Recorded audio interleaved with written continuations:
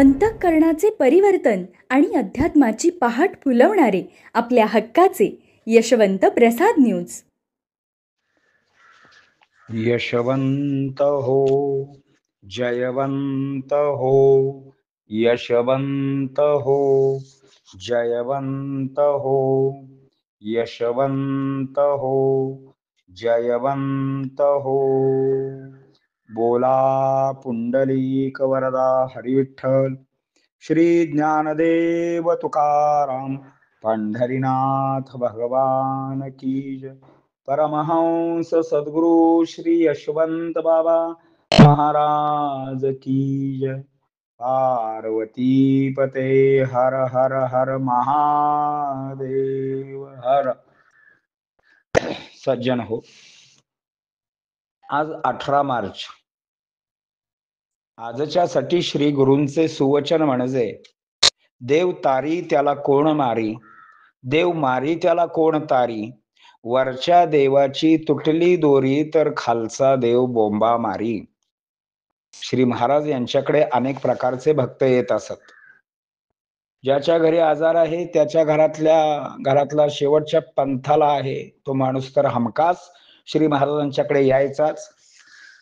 मग वरील वाक्याचे काही भाग व्हायचे आणि त्याच्या दुःखावर श्री महाराज फुंकर घालायचे किंवा जे काही होणार असेल त्याप्रमाणे उद्घृत करायचे. श्री महाराजांना मी एकदा म्हणालो, महाराज आई खूप आजारी आहे, तिला पुण्याला न्यायचे आहे. यावर श्री महाराज म्हणाले, तुझ्या जीवनात आईचे सुख असेल तर वाचेल, नसेल तर मरेल, असे काही वेळेला स्पष्टपणे सांगून टाकायचे. वरील प्रवचनासाठी घेतलेल्या वाक्याबाबत 3 भाग होतात. पहिला भाग देव तारी त्याला कोण मारी, दुसरा भाग देव मारी त्याला कोण तारी व तिसरा भाग वरच्या देवाची तुटली दोरी तर खालचा देव बोंबा मारी.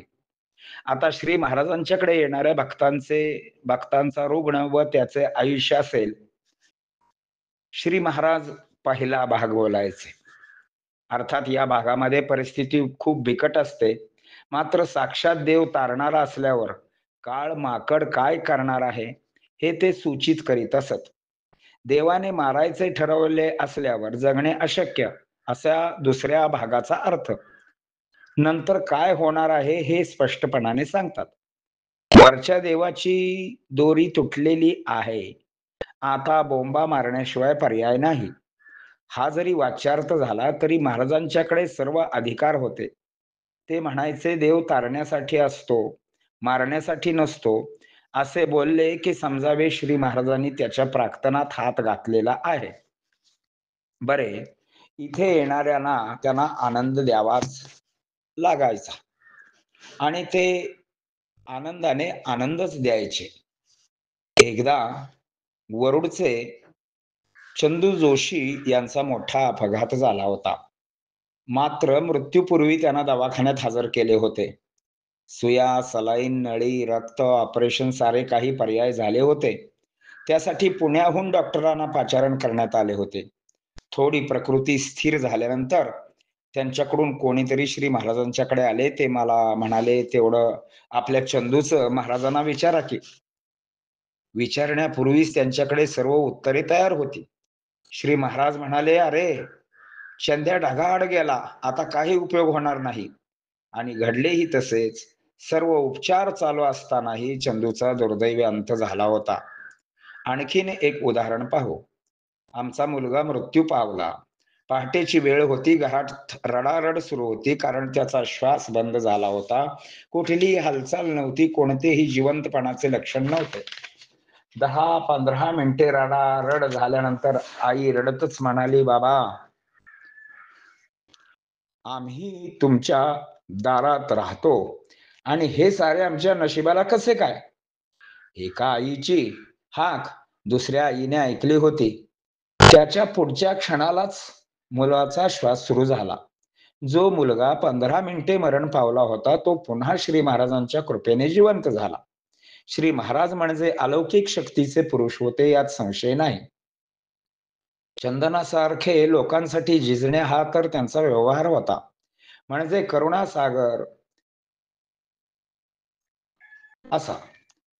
कितीही वेळा अशिक्षित अडाणी माणसे आली तरी त्यांचा कधी त्यांनी त्रागा केला नाही. सुशिक्षित पुढारलेले ढोंगी स्वार्थी विषयलोलूप माणसाला मात्र फटकारलेच. कारण ते नेहमी म्हणायचे, "तुम्ही तसा मी आहे लक्षात ठेवा." आधार नव्हता त्याला आधार द्यायला महाराज कधी मागे पडले नाहीत. पुंडलिक वरदा हरी विठ्ठल श्री ज्ञानदेव तुकाराम पंढरीनाथ भगवान की जय. परमहंस सद्गुरु श्री यशवंत बाबा महाराज की जय. पार्वती पते हर हर हर महादेव हर.